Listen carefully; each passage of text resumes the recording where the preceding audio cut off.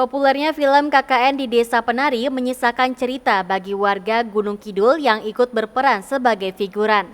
Salah satunya adalah Sumanto, warga Pedukuhan Gembuk, Kelurahan Ngleri, Playan Gunung Kidul.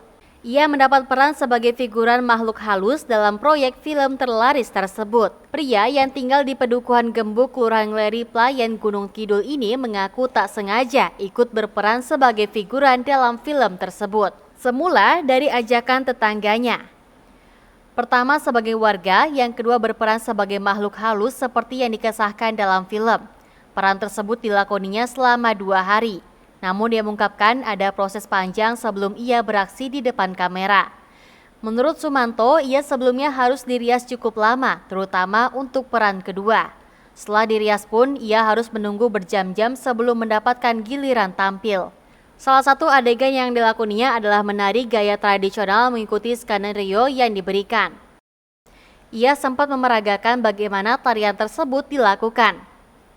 Bisa dikatakan proses syuting tersebut dirasakan berat olehnya, apalagi ia bukan aktor berpengalaman, di mana di film inilah pertama kalinya ia menjalani seni peran.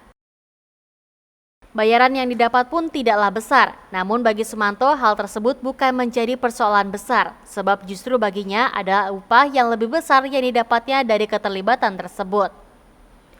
Pria yang sudah berkeluarga ini mengatakan, yang jelas saya dapat pengalaman yang sangat berharga meski hanya muncul sebentar.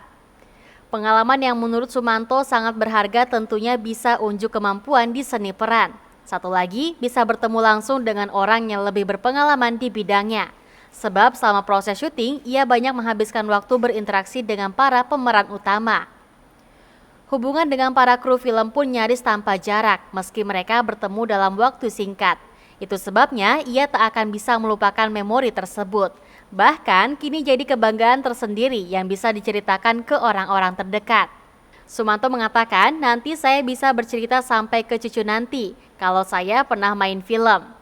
Hingga kini, ia mengaku belum mendapat kesempatan untuk menonton film KKN Desa Penari. Setelah syuting pun, ia kembali ke rutinitas sehari-hari, yaitu beternak dan berkebun.